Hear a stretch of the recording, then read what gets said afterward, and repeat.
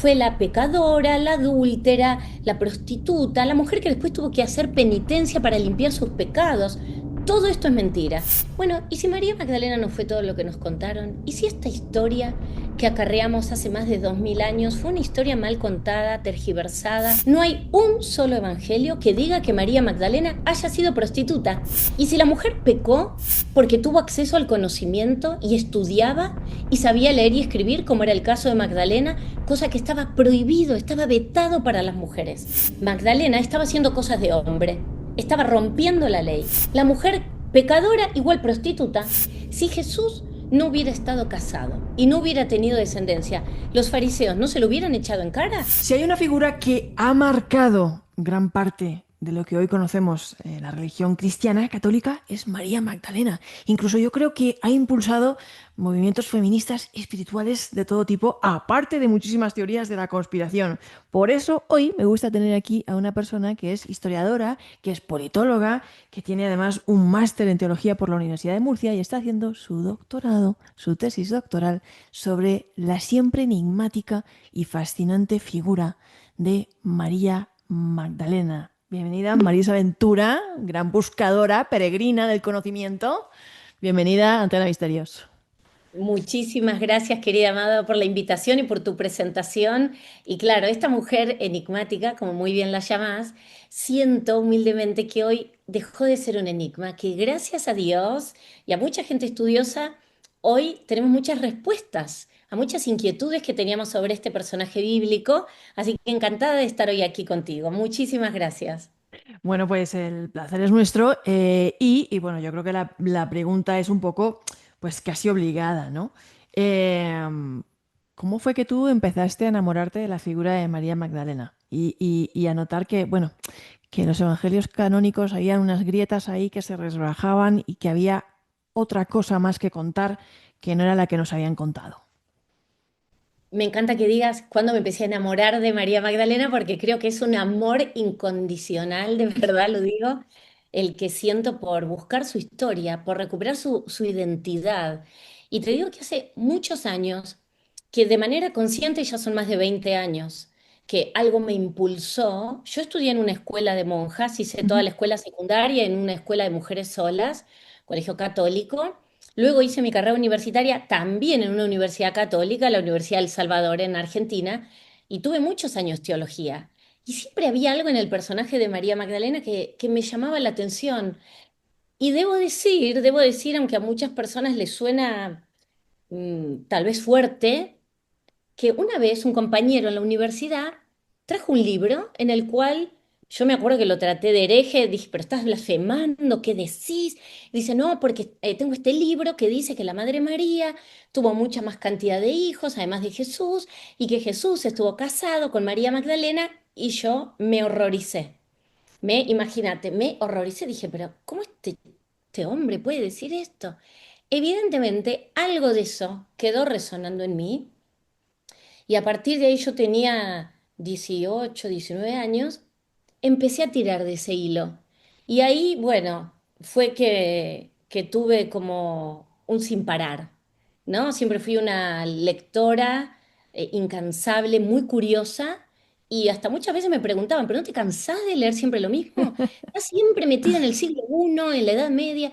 Y yo decía, y no me canso porque necesito saber, quiero saber. Y ahí fue que María Magdalena definitivamente me atrapó.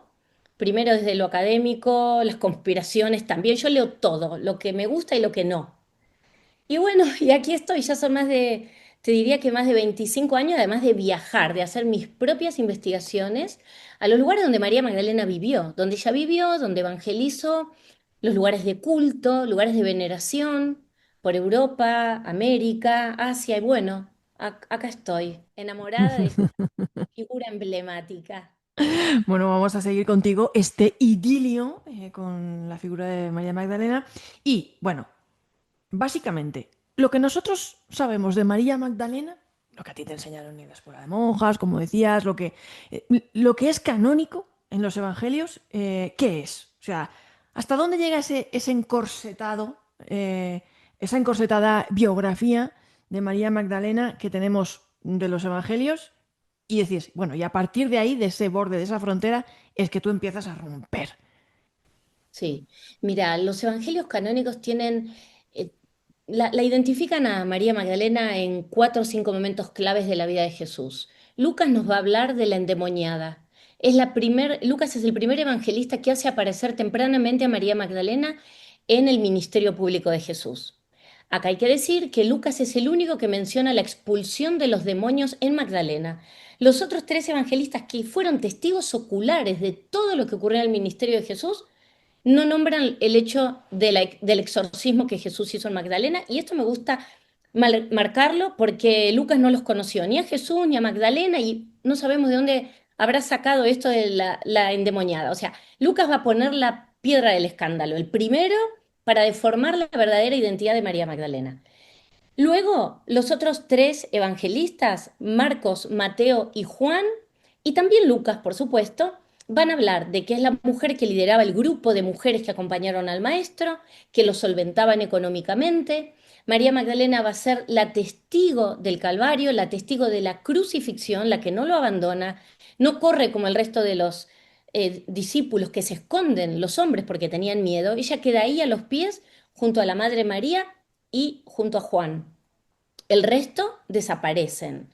De hecho, Pedro lo niega, Judas lo traiciona. Luego, a partir de aquí, Magdalena es la que encuentra primero la tumba vacía. Es la primera que llega, va y dice. Y no le creen, entonces por eso van los apóstoles a confirmar lo que Magdalena había dicho, hasta que ven que es cierto y ella se queda ahí esperando ese milagro. Y es la primer testigo de la resurrección de Jesús. Esto es todo lo que sabemos de Magdalena en los canónicos. Es decir, los canónicos hablan menos de lo que quisiéramos saber de Magdalena. Con lo cual, tenemos esto. Fue una mujer que siempre lo acompañó, testigo leal, coraje, valiente, la anunciadora del querigma de la resurrección. Magdalena le devuelve la vida a Jesús, lo hace hablar. Ella va y anuncia lo que Jesús pide que le diga a los discípulos. Es decir, un rol protagónico, por otro lado, ¿eh? No, no fue una actriz de reparto, María Magdalena, en la vida de Jesús de Nazaret, sino que claramente hay algún motor por el cual Jesús vuelve a Magdalena resucitado y no vuelve a Pedro, no vuelve a la Madre María, ni a Felipe, ni a Tomás, ni a Juan. Así que esto es lo que nos traen los canónicos con respecto a Magdalena. Me llama mucho la atención que has dicho que el grupo de mujeres que ella lideraba era el que lo apoyaba financieramente, era como un poquito como la tesorera de la asociación, ¿no? Un poquito lo que entendemos hoy en día en las asociaciones, la figura de la que se encarga de recoger las cuotas, ¿no? De apoyar financieramente. Claro, no vivían del aire, de repente vas tú, los reclutas para la causa y dejan de pescar, de algo tienen que vivir, claro, es una cosa que no pensamos, pero... efectivamente. Exactamente. Y esto está en el texto bíblico. Además, hoy ya es sabido, hoy gracias a Dios tenemos los evangelios que se consideran apócrifos, que apócrifo quiere decir que estuvieron ocultos debajo de, eso significa la palabra apo, que nos traen mucha luz de qué ocurría, vienen a complementar a los canónicos. Lo que pasa es que parece que le han tenido miedo a estos evangelios, que de hecho se tardaron 30 años en traducir desde que se descubrieron, pero bueno, Magdalena ya en los canónicos queda a las claras que ella y el resto de las mujeres apoyaban con sus bienes, con su servicio. Es que ¿de qué trabajaba Jesús de Nazaret? De bajar el reino de los cielos a la tierra. Y alguien tenía que financiar este ministerio. Y las mujeres estaban ahí, todo el tiempo lo acompañaban, no lo abandonan, ayudan con el servicio y ayudan también con sus bienes. Y Magdalena era una mujer, ya por lo que se sabe hasta el día de hoy, una mujer rica por lo que heredó por parte de su padre, que también era un noble. Entonces, hoy ya hay mucha información de Magdalena. Oye, mira, claro, a los que no hemos ahondado tanto como tú en este tipo de historias y en la Biblia y en los apócrifos y en los evangelios y en las fuentes históricas que tú has podido pues contrastar, incluso visitando los lugares donde ella vivió y estuvo, uno se imagina la figura de María Magdalena, que por cierto es la patrona de Novelda, el pueblo al lado de mi pueblo. Un saludo a todos los noveldenses que nos están viendo. Uy, qué hermoso. Sí, ahí está el santuario de María Magdalena, además. Uno se imagina esta figura como una figura, pues, prostituta, vulnerable, que Jesús la encontró tirada en la calle y encima le exorcizan y le sacan como 7 demonios, ¿no? Como una loquita. Y tú me estás diciendo que era hija de una familia noble y además adinerada y que había heredado y que tenía sus bienes lo suficientes como para financiar la estructura de esa causa que estaba llevando a cabo Jesús. Yo esto no lo sabía. Bueno, pero me encanta esto que traes y que podamos ir y meternos un poquito en esto, porque el común denominador de la gente, cuando le preguntas, ¿quién es María Magdalena? ¿Qué sabes de María Magdalena? Lo primero que dicen, ah, es la prostituta arrepentida. Nadie viene a decir, es la mujer, la primer testigo de la resurrección. Ujú. Todo el mundo dice, bueno, y está en la imaginería, porque esto es parte de una construcción, el decir, bueno, fue la pecadora, la adúltera, la prostituta, la mujer que después tuvo que hacer penitencia para limpiar sus pecados. Todo esto es mentira. No hay un solo evangelio que diga que María Magdalena haya sido prostituta. No lo hay. ¿Qué me dices? Pecadora. No existe evangelio canónico ni apócrifo. Esto vamos a revelarlo a toda la audiencia que nos está escuchando y nos va a escuchar, que en realidad estos son los dichos de un papa, el Papa Gregorio Magno, que en el año 597, en su homilía 33, decide unir, amalgamar, bajo el nombre de María Magdalena, a otras dos mujeres, a María de Betania y a la pecadora que lava los pies de Jesús con sus lágrimas y lo seca con sus cabellos. Pecadora que no sabemos de qué pecó. Siempre digo lo mismo. ¿Y si pecó la mujer porque robó para comer, porque no tenía para comer? Y si la mujer pecó porque tuvo acceso al conocimiento y estudiaba y sabía leer y escribir, como era el caso de Magdalena, cosa que estaba prohibido, estaba vetado para las mujeres. Es decir, que en este caso Magdalena estaba haciendo cosas de hombre, estaba rompiendo la ley, desafiando el statu quo, por ende, uy, pecadora. Pero en esa época, digo siglo I y digo siglo VI, cuando escribió Gregorio Magno, la mujer pecadora igual prostituta. Casi que no se discutía, era cortito el camino que había que hacer. Entonces, a partir de ahí se empiezan a deformar lo que está escrito. Gregorio Magno decide crucificar de alguna manera a María Magdalena, inventando que la pecadora que se menciona, que la menciona Lucas, que lava los pies de Jesús, esa pecadora era una prostituta. Y él dice, bueno, esta pecadora prostituta es María de Betania, que es la hermana de Marta y de Lázaro, por ende es María Magdalena. Y a partir de ahí, siglos y siglos de construir una Magdalena prostituta. Año 527. En el año 1579, en el concilio de Letrán, se establece la norma de las penitencias y los arrepentimientos. Y ahí, a partir de ahí, pobre Magdalena, a partir de ser prostituta, según Gregorio Magno, a partir del 1570 y pico, que no me acuerdo exactamente el año, pasa a ser también penitente, modelo de penitencia, cuando ella jamás hizo penitencia de ningún pecado. A ver, hay que agarrar los cuatro evangelios canónicos. Magdalena es mencionada 12 veces en el texto bíblico. Es rápido, gente, lo pueden agarrar, agarrar los cuatro canónicos y buscar dónde se dice que Magdalena era prostituta. En ningún lado. Esto me Es, parece impresionante. Me parece es- increíble. O sea, sí. además todo el que haya visto la película Gentle de Barbara Streisand entiende que efectivamente las mujeres tenían estrictamente prohibido estudiar la doctrina religiosa, el Talmud, vamos, nada. De hecho, Nada. Barbara Streisand se viste de hombre, tiene un compañero, ¿no? Con el que estudia las Sagradas Escrituras. Esto no es raro ni siquiera a lo largo de los siglos en Europa medieval, donde las mujeres tenían estrictamente prohibido el acceso a la universidad y como tú dices, pues la mujer que fuera un poco marisabidilla, pues era tachada de puta bruja loca o podía acabar sentada en el banquillo de la Santa Inquisición. Correcto. Bueno, yo estoy aquí descubriendo un mundo porque, como te digo, hay cosas que ni siquiera sabía, que me estás dejando, y me imagino que toda la audiencia también, ¿no? O sea, ¿en qué momento se produce y se inventa esa ficción de que María Magdalena era una prostituta haciendo esa amalgama con María de Betania, en esa confusión histórica, ese fallo histórico por el que yo creo que todavía muchos estamos ahí viviendo de ese fallo histórico que me parece lamentable, ¿no? Y bueno, tú empiezas a escarbar un poquito. Esto es lo que Sí, sabíamos y ya nos has explicado un poquito de dónde vienen esos prejuicios y esa mala fama de endemoniada, de prostituta, de pecadora, de no sé qué, de no sé cuántos, que teníamos esa idea de María Magdalena, ¿no? De hecho, en el pueblo de al lado que acabábamos de mencionar siempre les hacíamos la broma, ¿no? No, pero vuestra patrona es santa, porque virgen no podía ser, ¿no? Como diciendo, porque fíjate la vida que había tenido, ¿no? De casquisuelta y exacto. tal, ¿no? ¿Cuánto perdón tenemos que pedir a figuras como María Magdalena y a muchas otras en la historia, lamentablemente? Y es que tú empiezas a rascar y te encuentras con eso, con una mujer que fue noble, adinerada, que estudiaba, que sabía leer y escribir. ¿Y cuál es la verdadera Magdalena que tú te encuentras?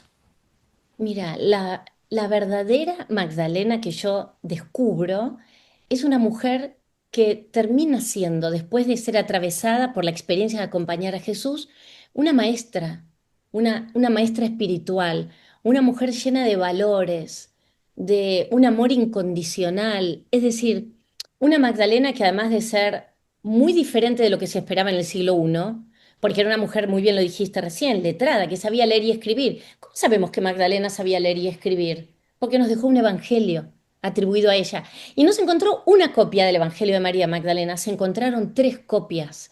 Es decir, que eso nos Wow. demuestra que la comunidad de gente que seguía a María Magdalena era mucha. Y de hecho, ¿por qué Gregorio Magno la transforma en prostituta? Porque era demasiado el poder que estaba teniendo Magdalena como la anunciadora de la resurrección, tenía una gran veneración. Mismo hay muchos escritos de los padres del desierto que hablan loas de María Magdalena en cuanto a su lealtad, a su valentía, a su resiliencia. Ella después, me encuentro con que, ¿qué pasa con Magdalena después de la resurrección? Ya después no aparece más en el texto bíblico, ella ahí desaparece. Desaparece igual que desaparece Marta, Juana, Susana, todas las que acompañaban al maestro. ¿Qué se habrá hecho de estas mujeres? Bueno, hoy sabemos que Magdalena se va al sur de Francia. Imagínate, dejar tu casa, tu tierra, todo, todo, y se va al sur de Francia y ahí ella empieza su ministerio.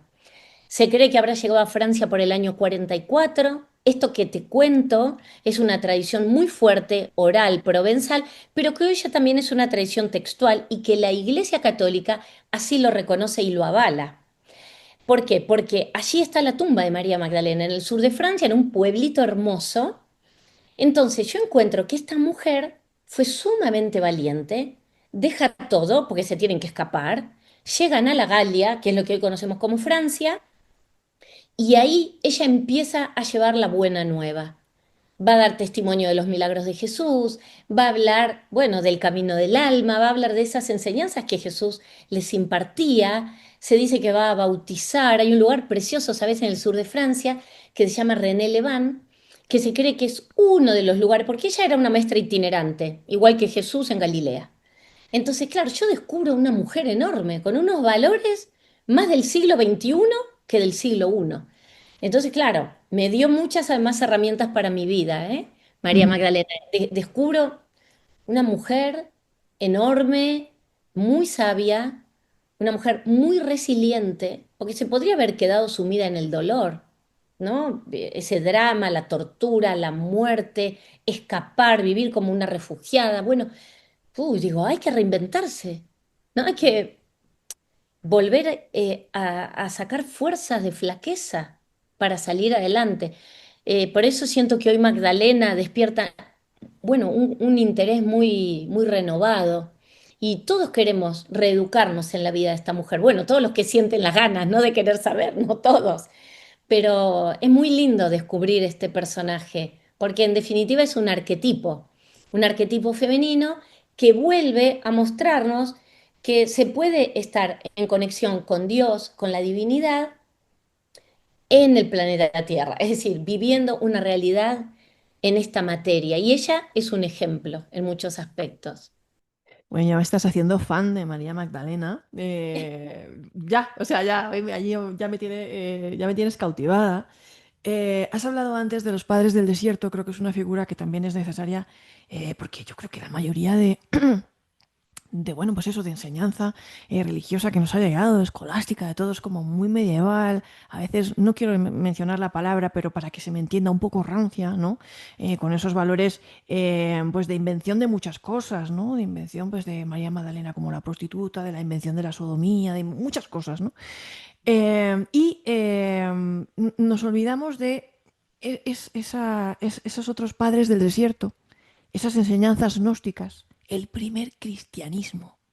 El primer cristianismo que se barre literalmente con la Edad Media y la Edad Moderna, que se tergiversa casi, se transforma en otra cosa, y que borra también esos valores pues, de los primeros cátaros en el sur de Francia, tú has mencionado, donde precisamente fue María Magdalena, esos cátaros que encumbraban la figura de la mujer, donde había sacerdotisas, ¿no? Que entiendes que comulgaban con esas ideas de María Magdalena de que ellas también eran maestras espirituales y divulgadoras de la palabra y del espíritu, ¿no? ¿Quiénes eran los maestros del desierto, ese primer cristianismo, los gnósticos? Ay, bueno, qué hermoso todo esto que estamos conversando me encanta porque a mí siempre me gusta volver al origen, lo mismo que querían los cátaros que buscaban un retorno al siglo I. Ellos en realidad, cuando se piensa en un retorno al siglo I y hablamos de un cristianismo primitivo, era un cristianismo incipiente. Recordemos que Jesús, Magdalena, la Madre María, Pedro, Juan, Tomás, eran judíos. ¿Qué observaba Jesús? ¿Cuál era la ley que Jesús y todos ellos observaban? Era la Torá. Claro. En realidad que no existía tal Antiguo Testamento. El Antiguo Testamento, llamado así, surge cuando aparece el Nuevo. Hasta que no aparece el Nuevo, lo que conocíamos era la Torá. Entonces, hay todo un primer movimiento que hoy lo encontramos, sobre todo en este cristianismo copto, los egipcios, el primer cristianismo. De hecho, ¿qué se cree? Se cree que Magdalena, antes de llegar a la Galia, pasa un tiempo, encuentra como un refugio rápido de emergencia en Egipto. Y esto tiene cierta lógica, porque hay una distancia corta, por decir algo, entre Jerusalén y el Cairo hay 700 kilómetros. Es un lugar al cual perfectamente pueden haber llegado. Y recordemos que también de Egipto hacia Judea hubo mucha herencia cultural, una gran transferencia cultural de todos, de ritos, de tradiciones espirituales. ¿Por qué? Y porque el pueblo de Israel estuvo más de 400 años como esclavo allí, con lo cual para mí hay un representante que me encanta, que terminó mal el pobre, pero que para rescatar a esta Magdalena es Orígenes. Orígenes, teólogo de Alejandría. Ajá. Y Orígenes a mí me gusta mucho porque él hace un comentario, bueno, tiene un comentario muy profundo al Cantar de los Cantares. Un texto precioso, Ujú. sensual, erótico, que uno hasta el día de hoy se podría preguntar cómo puede ser que este texto esté dentro de la Biblia.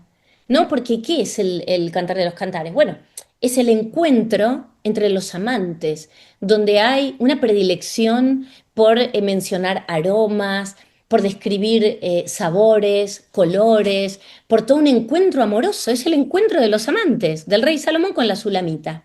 ¿Y qué hace Orígenes? Primero que para Orígenes, cuando nace por el año 180, él que va en su concepción, el primer cristianismo, esa iglesia incipiente que se empezaba a formar, yo dudo que verían con malos ojos o que Jesús había estado casado. Que este es un tema complicado, por supuesto, de abordar, pero como Jesús era un sumamente observante de la Torah, el principal mandamiento de la Torah es la procreación.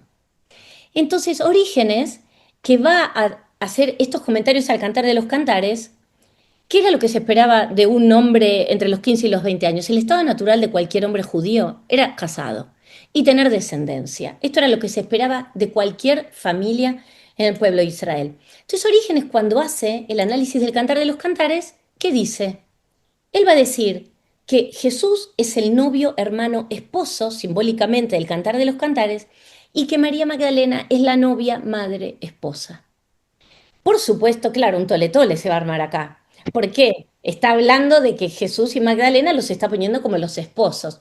Siempre el Cantar de los Cantares se dice, bueno, que la esposa es la iglesia y que el esposo es Jesús. Pero yo digo, Orígenes, en este primer incipiente cristianismo, va a hacer esta asociación. Va a decir que María Magdalena representa el alma de la iglesia, pero que en realidad es la esposa. Y yo creo que para Orígenes y muchos otros formadores de este cristianismo primitivo no era raro. Claro, hay mucha tela ahí para cortar, ¿verdad? Pero bueno, creo Bueno, que... sí, sí, pero me llevas a una pregunta que todo el mundo se está haciendo y que ha saltado a la palestra muchas veces, ¿no?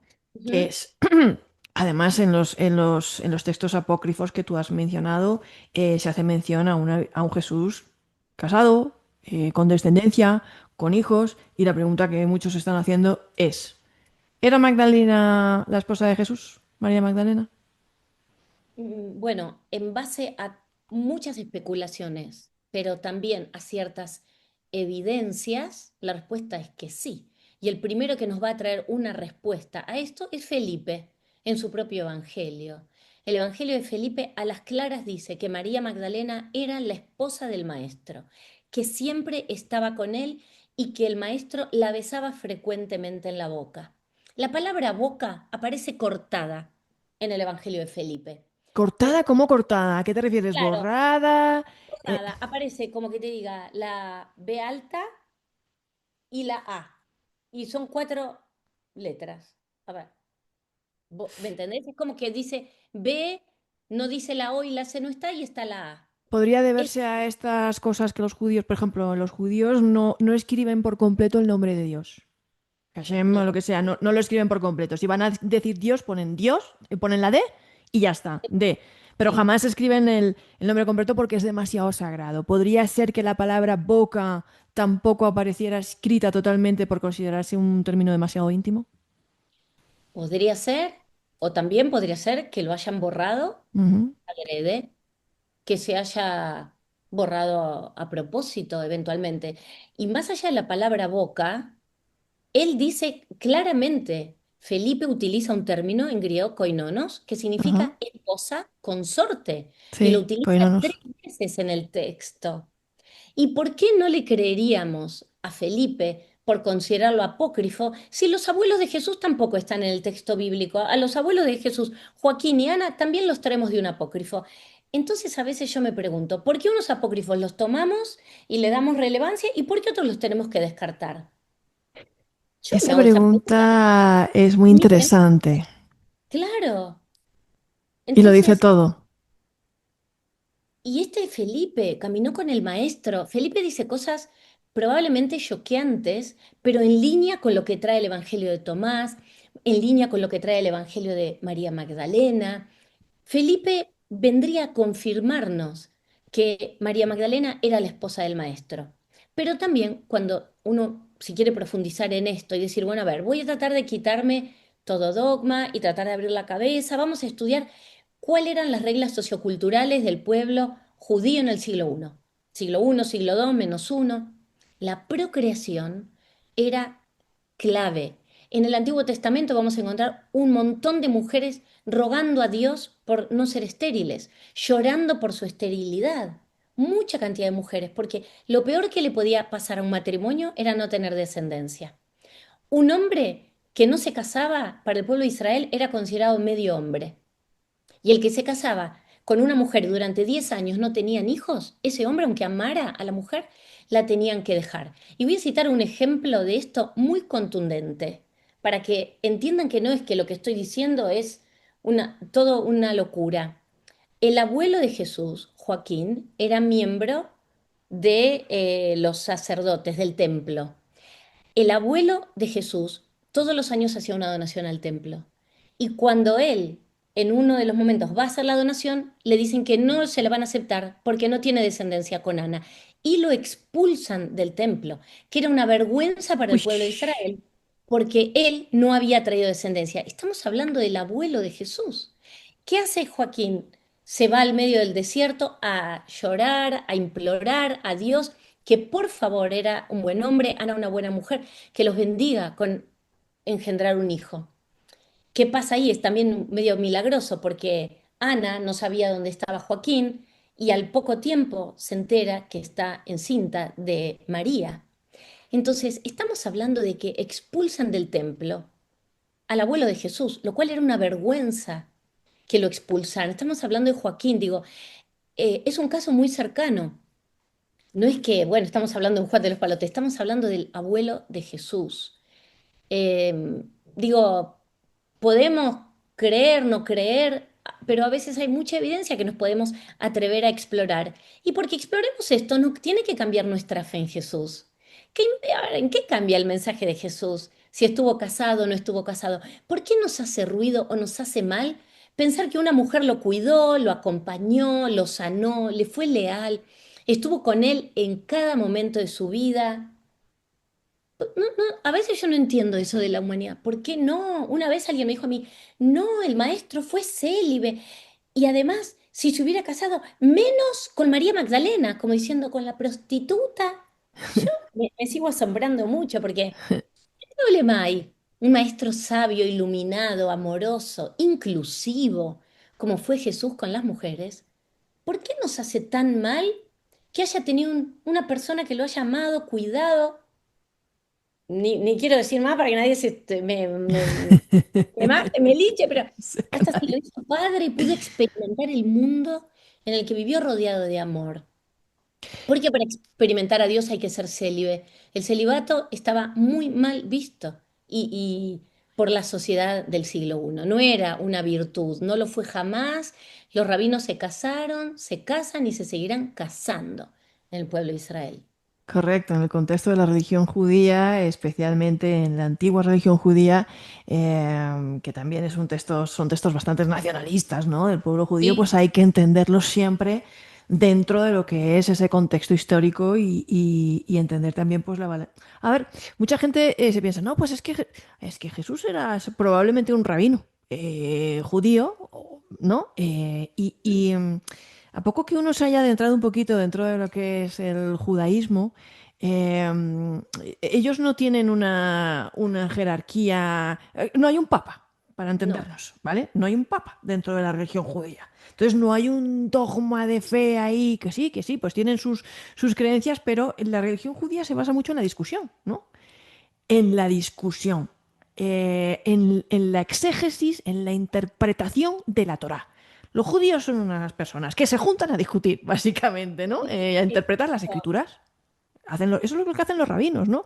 Y además, pues nosotros tenemos en la cabeza la idea del judío ortodoxo, de no sé qué, no sé cuánto, pero dentro del judaísmo hay judíos ortodoxos, heterodoxos, mujeres rabinas, Sí. o sea, ya en la actualidad hay de todo, porque discuten, interpretan, no hay un papa que diga esto es y esto no es.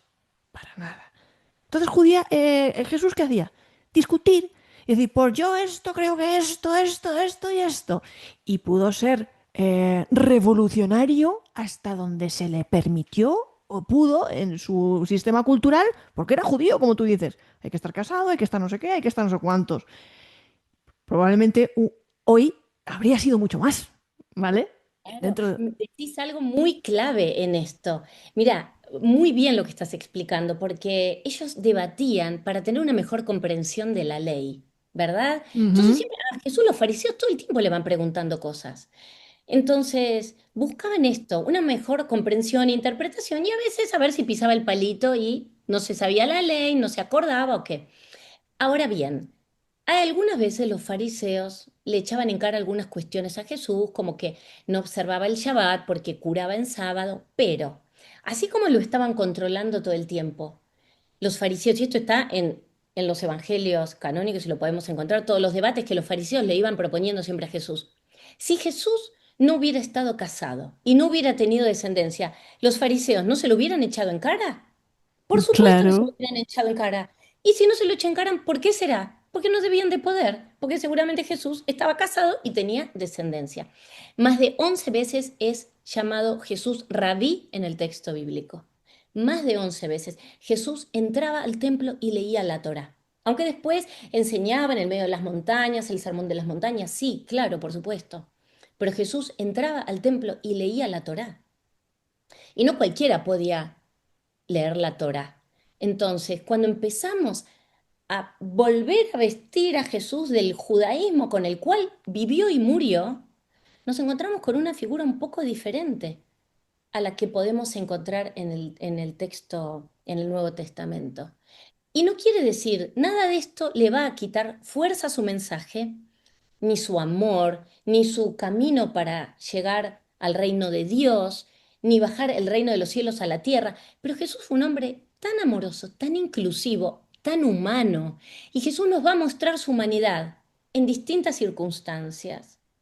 Cuando revolea la mesa de los cambistas, muestra una actitud desbordada. No se controló, se enojó, digo, no transformen la casa de mi padre en un comercio y tira la mesa de los cambistas.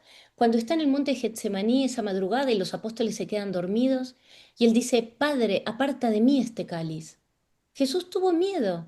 Después dice, bueno, que se haga tu voluntad. Ahí vemos que fue un hombre plenamente humano y podemos decir también divino, por supuesto, por lo iluminado que era, ¿no? Porque en el siglo I traer el mensaje que él traía, muy difícil. Muy Correcto. apasionante todo, ¿eh? Es muy apasionante.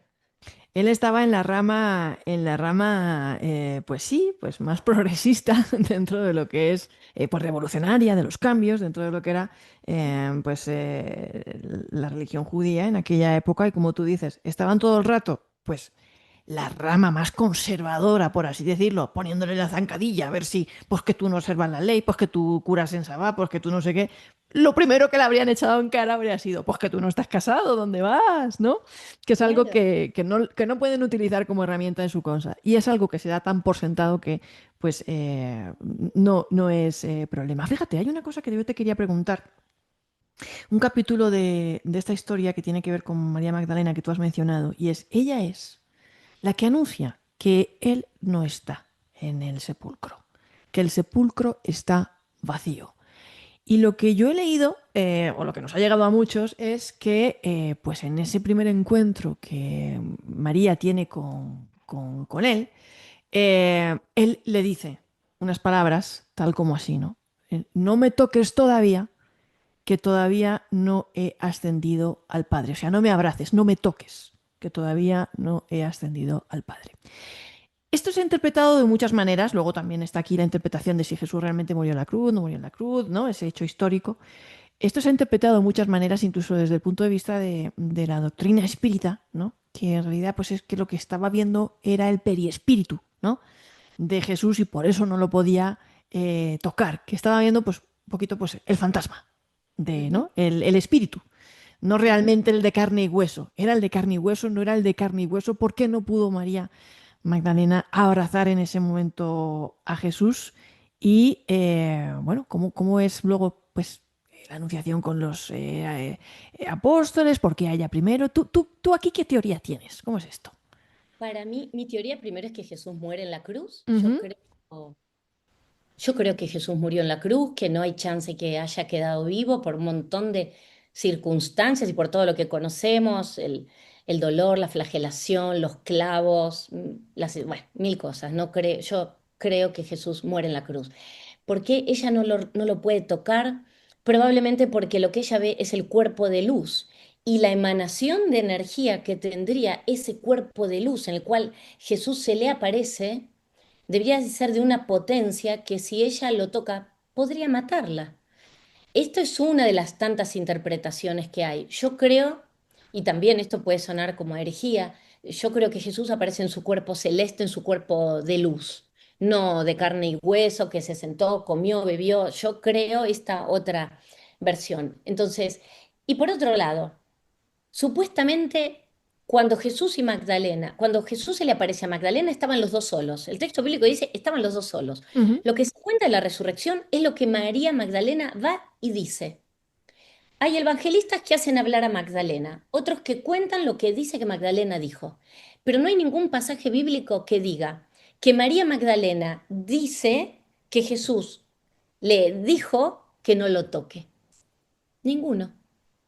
Y por otro lado, evidentemente, si él le habrá dicho el no lime tangere, que es en realidad este no me toques, quiere decir no me retengas, no te aferres a mi cuerpo físico porque ahora nuestra relación tomará otra dimensión. Ok. Es decir, más allá de que en lo que él está diciendo, no, no te aferres al cuerpo, trabaja el desapego, ¿no? Porque el vínculo va a continuar. Esto de que Magdalena, como se ha deteriorado y deformado mucho, Algunos han dicho, bueno, se abalanzó eróticamente sobre el cuerpo de Jesús. Primero, una mujer en estado de absoluto shock. Yo creo que, no sé cómo no se murió de un síncope, porque a cualquiera estamos en el cementerio rezándole a un familiar querido y se te aparece acá atrás, lo primero que tiene es un infarto. Sin embargo, ella está ahí, creo que choqueada, primero no reconoce la voz, lo confunde con el jardinero. ¿Y qué le dice? Si tú te llevaste el cuerpo de mi maestro, dime dónde lo has puesto, Con el que jardinero. yo lo iré a buscar y me lo llevaré conmigo. Una osadía que una mujer en el siglo I se llevara arrastrando por la calle el cuerpo muerto de un hombre. Pero ella reclama el derecho de llevarse consigo el cuerpo de su maestro, su compañero de vida, como querramos entenderlo. Eso por un lado. Lo otro, el tema de que lo que ve es el cuerpo de luz.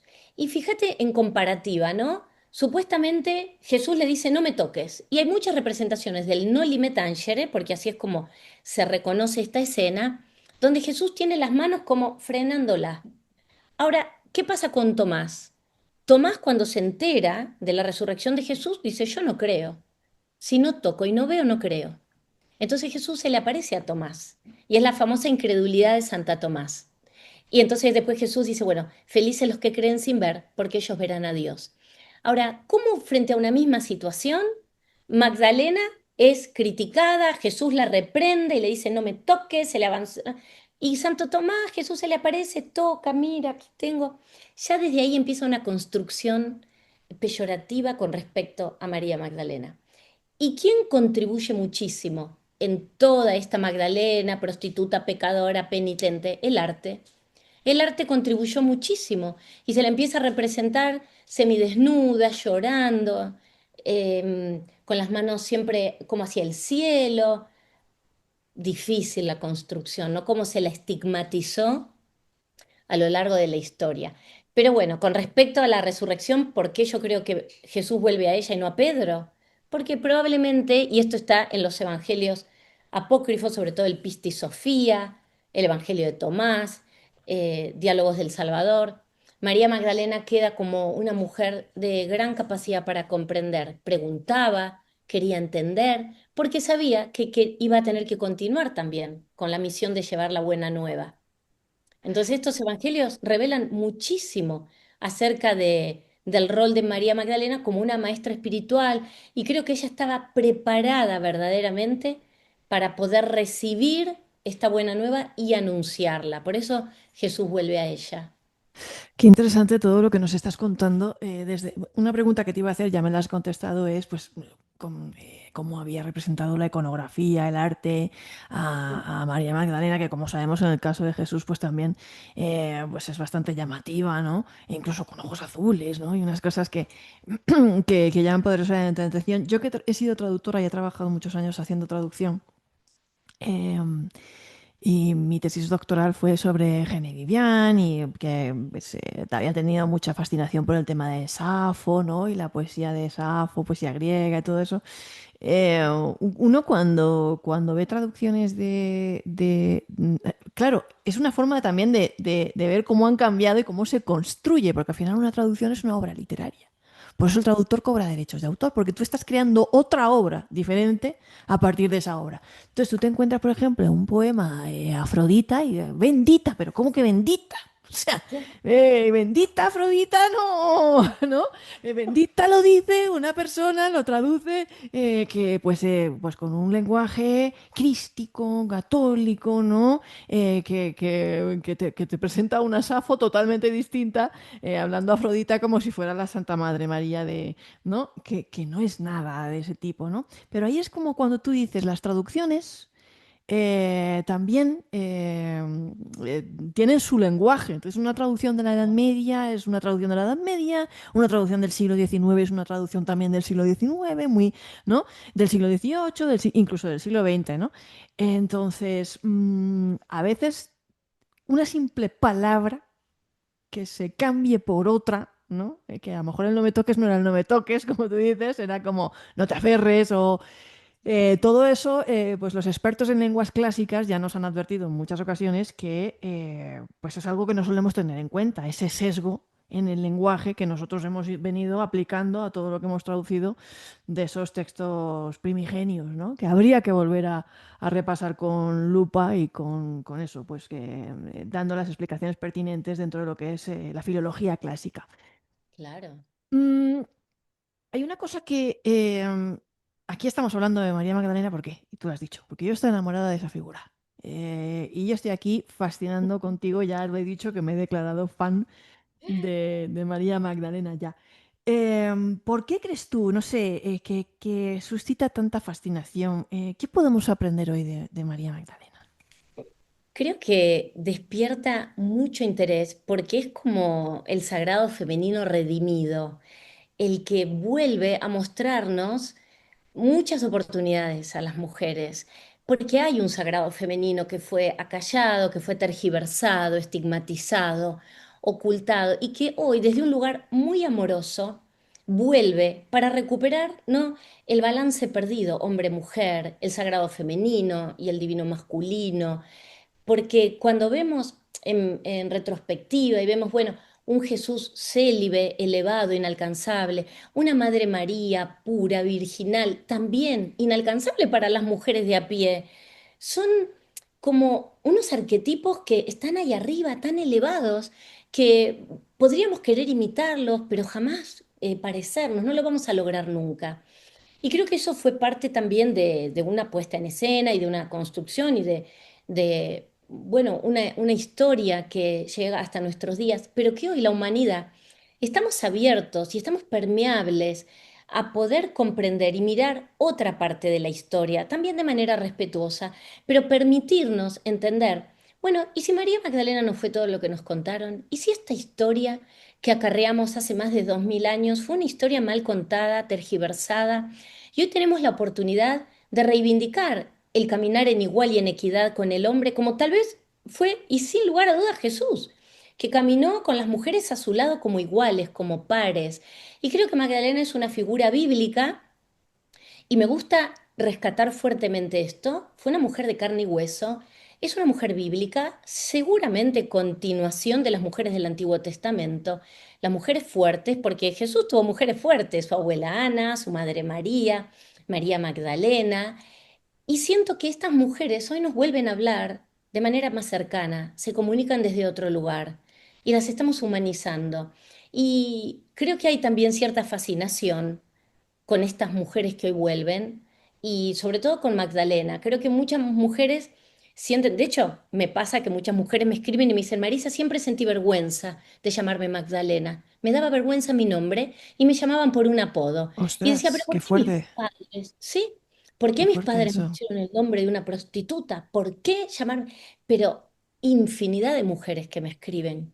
Y dice, y ahora que te escucho, que descubro quién fue verdaderamente María Magdalena, siento que tengo que honrar mi nombre, reconciliarme con él y llevarlo con orgullo. Y a mí te juro que a veces me emociona hasta las lágrimas esto, porque son muchas las mujeres que han sentido como esta vergüenza de llevar el nombre de, uy, de esta mujer pecadora. Sin embargo, hoy hay que hacer una nueva puesta en valor de Magdalena porque nos viene a enseñar mucho y viene a recuperar, ¿no? Como digo, este caminar en igualdad al hombre, al lado del hombre. Nadie es más. Ya vemos que los extremos no han servido. Como digo siempre, los ismos, ¿no? El machismo, el feminismo, nos siguen alejando, separando. ¿Y qué quería Jesús? Que trabajáramos en unidad.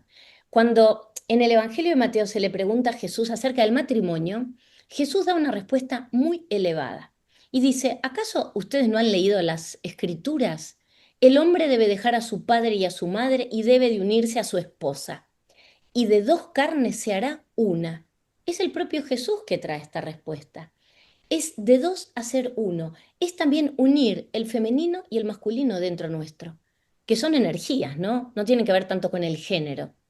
Sí y no. Entonces son energías, una energía femenina que nos va a hablar de la espiritualidad, de los sentimientos, del alma, y una masculina que nos va a traer el orden, la estructura, la acción. Ambas conviven dentro nuestro, dentro del hombre y dentro de la mujer. Entonces creo que hoy Magdalena vuelve en todo su esplendor y se vuelve a poner al servicio. definitivamente está de nuevo al servicio de la humanidad. Para todos aquellos que se atrevan, ¿no? A escuchar también esta historia que la Iglesia lo reconoció en el año 1969, Ujú. eh, cuando termina el Concilio Vaticano II, que fue del año 1962 al 1965. ¿Qué hacen en el Concilio Vaticano II? Hacen una revisión y esto que vos muy bien recién describiste, vuelven a los textos originales, a los evangelios originales y descubren que Magdalena en ningún lugar dice que fue prostituta ni que hizo penitencia. Y a partir de ahí se modifica el misal romano, se quita de Magdalena la palabra de penitente, prostituta, y se cambia el misal romano a la luz del Evangelio de Juan, con lo cual a partir de ahí se la reconoce fuertemente como la apóstol entre los apóstoles, es decir, que 2000 años después se le hizo justicia, algo de justicia a Magdalena. La propia iglesia reconoció el error histórico fatal de tratar a Magdalena como lo que nunca fue. Es curioso todo lo que... a mí esto me recuerda un poco a como cuando un bulo se vuelve viral, ¿no? Y luego dicen, no, Sí. pero se desmiente. Dice, no, pero, no era, pero eso no era verdad. Es mentira. Eso era un bulo, ¿no?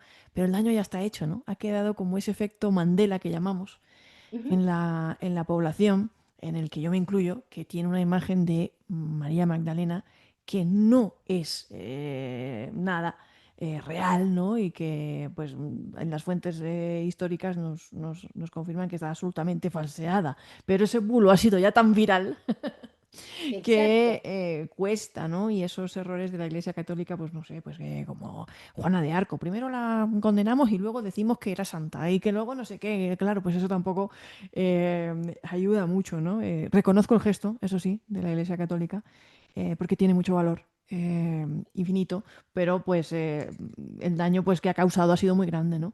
Yo creo que has resaltado muy bien todo lo que es el testimonio de esa alquimia sagrada de la época, de los textos esotéricos, gnósticos, de lo que significa María Magdalena, de esa frase de Jesús remarcando esa unidad en la pareja, no esa mujer como una pareja que te sirve, que te no sé qué, ¿no?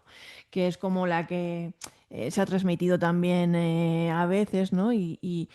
Y ese retrato también de que ella va a hablar con los apóstoles y no la creen, ¿no? O sea, cómo la cuestionan, un poquito que hace de espejo de cómo se ha tratado a las mujeres a lo largo de la historia de las religiones, que sí, pues han sido muy admiradas por su fe, pero al mismo tiempo han sido muy domesticadas por los relatos patriarcales. Creo que domesticadas es una palabra muy suave también la que he usado, ¿no? Para lo que viene siendo, ¿no? Pero creo que su figura abre, tú lo has abierto aquí, con toda tu investigación y lo que nos estás contando, un poder del testimonio femenino brutal, ¿no? Fue la primera que vio a Jesús resucitado. Su legado es impresionante.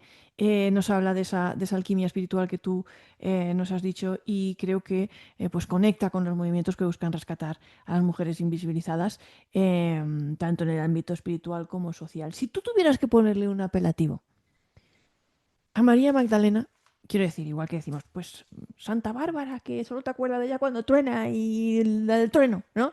O yo qué sé, o el San Francisco de Asís y los animales, San Roque y el perro, ¿no? Que dijéramos que como un apodo, ¿no? Como se le ponía a los monarcas.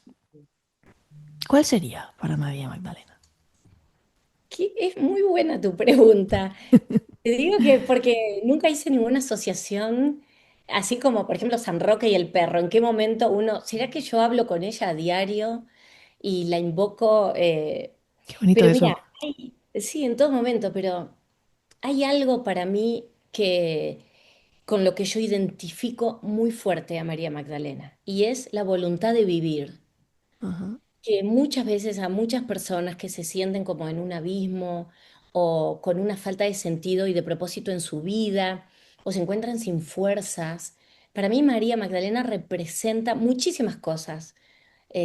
Fue una maestra del desapego, sin lugar a dudas, pero ella representa una fortaleza espiritual que la ha llevado a poder continuar con su vida después del tránsito tremendo que tuvo, sobre todo en los momentos finales y cruciales con la vida de Jesús, de su compañero sagrado.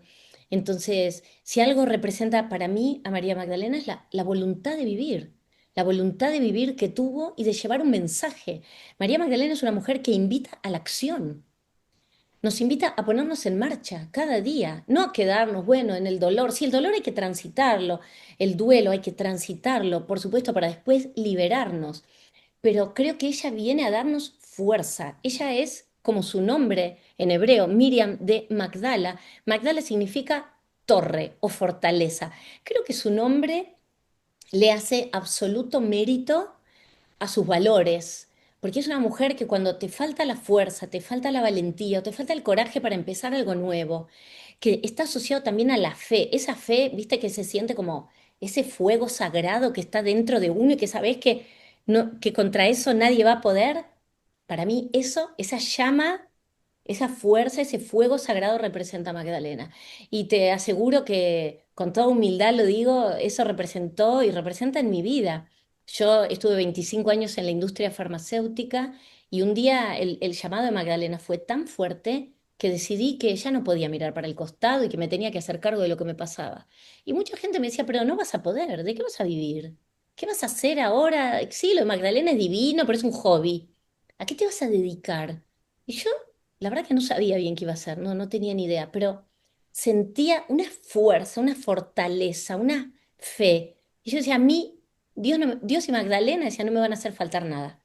A mí no me va a faltar nada y yo voy a poder. Y esto fue en el año 2017, ¿no? Que mucha gente con prejuicios decían, pero ¿qué vas a hacer?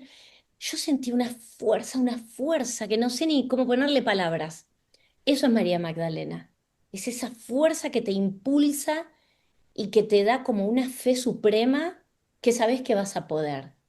Bueno, es mi experiencia y lo digo con mucho respeto, ¿no? Trato de inspirar, pero no quiero ser autorreferencial, pero verdaderamente que eso ella representó y lo sigue representando cada día de mi vida. Qué bonito todo lo que nos dices, que contagias, la verdad, que tu amor por María Magdalena, de verdad, yo creo que si alguien pudiera escribir una novela sobre su vida serías tú. Yo creo que incluso, pues, te has imaginado todos los... Yo cuando escribí Putas Rojas y Locas, yo recuerdo, pues a lo mejor yo pensaba en Lucrecia de León, ¿no? ¿Qué haría cuando saldría de ese hospital al que la condenó la Santa Inquisición? O en Isabel de Barreto, ¿qué pasó después con su vida, ¿no? Cuando bajó de ese barco y le dijeron, aquí ya no pintas nada, ya no eres la primera mujer almiranta de la historia, porque en tierra solo eres una mujer, ¿no? ¿Qué pasó después con ella, ¿no? Tú has dicho, pues se fue a la Galia, ¿no? Yo me imagino que tú has hecho un retrato también de lo que fue la vida de María Magdalena después de la vida de Jesús, que también la tuvo su vida, y de cómo pues te ha impactado a ti en la tuya, ¿no? Lo que te ha inspirado y el símbolo que estás restituyendo un poco, poniendo en valor su figura dentro de toda esta narrativa. ¿Cómo te la imaginas tú en los últimos, en esa vida, en esa otra vida, sin Jesús, en la Galia? Mira, siempre, yo digo esto también, siempre que hay una María Magdalena antes y después de Jesús, y la que ya vemos caminando sola en el sur de Francia, sin Jesús, es esta mujer que lleva a cabo su ministerio, ¿no? Magdalena también es una maestra itinerante, va caminando, va llevando la palabra, la buena nueva, va bautizando como solían hacer, con la imposición de manos, va sanando. María Magdalena para mí fue una sanadora que aprendió también del maestro a desarrollar esos dones que después quienes desarrollaban todos esos dones eran tratadas de brujas, de locas, ¿no? El don de la clarividencia o de la clariaudiencia o del manejo de las energías a través de la imposición de manos. Yo creo que ellos sanaban con la palabra. La palabra emite una frecuencia, emite una vibración que también es sanadora. Al igual que la imposición de las manos, si va unida, ¿no? A esa verbalización de la energía sagrada. Y yo me la imagino como una mujer sumamente pacífica, pero muy activa.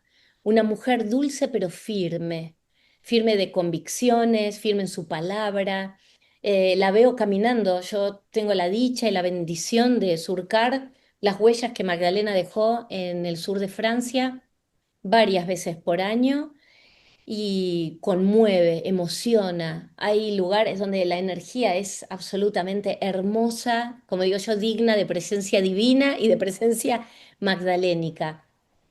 Yo me la imagino una mujer incansable y ella termina sus días, se cree que en el año 64, en una cueva arriba de una montaña preciosa que hoy se visita y yo subo varias veces por año, que se llama Baum, el Santo Bálsamo, como recordamos a Magdalena con su famoso jarrito de alabastro, que con esos ungüentos iba a ungir y a limpiar el cuerpo de Jesús. Entonces, esta gruta donde ella vive y finalmente muere, queda atravesando un bosque como unos 45 minutos hasta llegar bien alto. Y oh casualidad, la primera vez que llego ahí, la geografía de la Seinbaum, de esta montaña, es exactamente igual a la del Monte Arbel. Cuando uno está parado en Magdala, en Israel, el pueblo donde vivió María Magdalena, y mirás de frente al Monte Arbel, hasta geográficamente su estructura es idéntica. Yo voy a haber elegido este lugar porque le recordaría la Galilea. No lo sé, pero hasta he comparado fotos de ambos lugares y son montañas exactamente iguales. Bueno, ella termina allí sus días, que cuenta la tradición, y esto lo trae también Jacobo de la Vorágine, en el año 1260, en la Leyenda Dorada, un arzobispo de Génova que va a escribir la vida de muchos santos y entre ellos la vida de Magdalena. Dice que Magdalena era 7 veces elevada por día por los ángeles que la llevaban a encontrarse con su amado Jesús y que ella era alimentada por el maná del cielo, es decir, que no necesitaba prácticamente alimento, y que cuando ella muere, se dice que cuando Maximino la encuentra y entra a la cueva, Maximino era una de las personas que llega con Magdalena desde Judea a la Galia, quien siempre estuvo al lado de ella cuidándola, dicen que la encuentra como levitando, que ve el cuerpo de María Magdalena como flotando y que en realidad Magdalena, y esto hay muchas representaciones pictóricas y también escultóricas, de Magdalena siendo elevada a los cielos por un grupo de ángeles. Es decir, que ella se eleva, pero el cuerpo de Magdalena, según la tradición, está allí en el sur de Francia. Su tumba es la tercera más importante de toda la cristiandad y se la puede visitar en un pueblito en el sur de Francia, donde está su calavera. Bueno, esta es un poco para hacer rápido todo esta historia, ¿no? Para que la gente, quien sienta las ganas y el llamado de investigar un poquitito más de Magdalena, pueda hacerlo.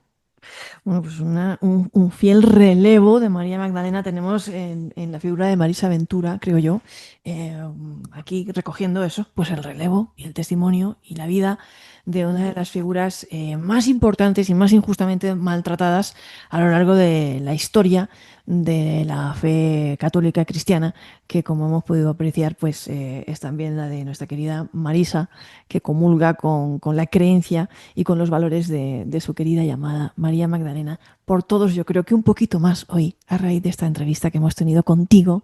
Yo ya he dicho que me pongo la camiseta de María Magdalena mañana mismo y que hemos estado encantados de estar aquí contigo. Marisa, ¿dónde te puede encontrar la gente? Yo sé que tú haces muchos viajes a estos lugares extraordinarios, marcados por la espiritualidad, y que a veces te llevas algún grupito contigo. Bueno, me pueden encontrar en mis redes sociales, estoy como Marisa Ventura, _com, tengo una página web que es www.marisaventura.com y bueno, allí pueden ver, claro, estos viajes sagrados, iniciáticos, espirituales que hago por distintos lugares, pero siempre el hilo conductor es el legado y la historia de María Magdalena. Así que, Mado, yo tan agradecida, honrada con este encuentro, este diálogo. Muchísimas, muchísimas gracias por el espacio, a toda la gente que nos ve y que nos va a ver también. Así que bueno, muy feliz, muy agradecida. Pues gracias a ti nuevamente y a todos ustedes que nos han seguido hasta aquí. Dejen sus comentarios. Vamos a volver a invitar a Marisa a hablar de más cosas, porque ella es un pozo y un cofre de tesoros que nos interesan sobre aquella época y sobre la vida de Jesús y aquella época. Ella lo dice, yo vivo en el siglo I, o sea que más cositas nos va a traer y nos va a enseñar.